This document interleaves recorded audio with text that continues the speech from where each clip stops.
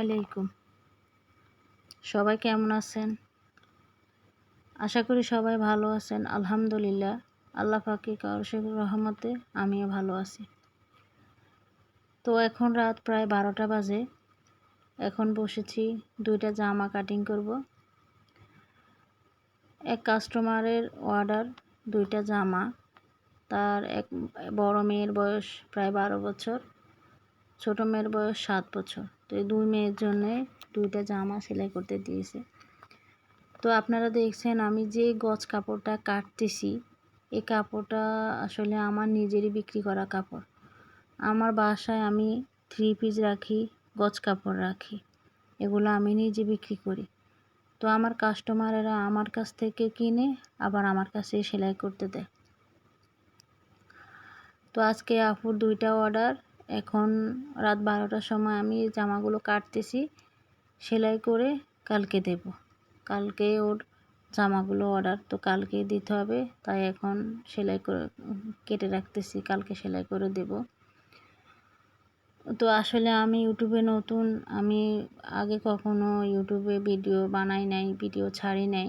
এমনিতে আমি অনেক কাজ করি, আমি প্রচুর কাজ করি, আমি প্রায় 14 বছর সেলাই কাজ করি। এ কারণে আমি আসলে গুছিয়ে কথা বলতে পারি না। তো আপনারা কিছুই মনে করবেন না, আপনারা আমাকে একটু ভালো সুন্দর কমেন্ট করবেন। সুন্দর কমেন্ট করলে আমার আসলে কাজ করার আগ্রহটা আরও বেড়ে যায়। তো যাই হোক, আসলে আমি মনে করি আমাদের মেয়েদের কিছু একটা করা দরকার। আমি দেখেছি আমার প্রতিবেশী আমার এক ভাবি আছে, তো উনি কিছুই করেন না।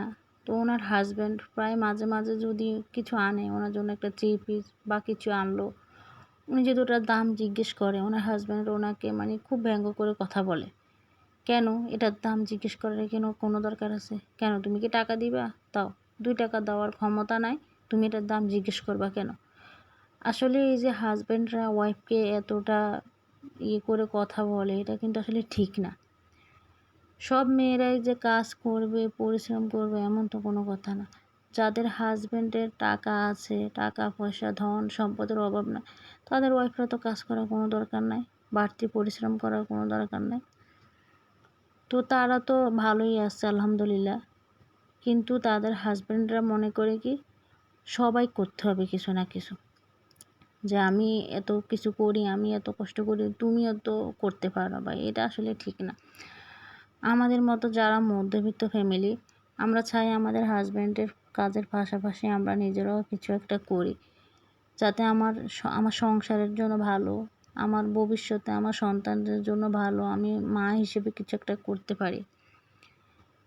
তো যাই হোক, আমরা যারা সেলাইয়ের কাজ জানি তারা মনে করি যে আমাদের কিছু একটা করা দরকার। ঘরে না বসে থেকে সময় অপচয় না করে যদি আমরা দিনে 1 থেকে 2টা 3 পিস সেলাই করতে পারি, একটা 3 পিসের মজুরি 150 টাকা হলে আপনি দিনে যদি 4টা 3 পিস সেলাই করতে পারেন, তাহলে তো আপনার 600 টাকা।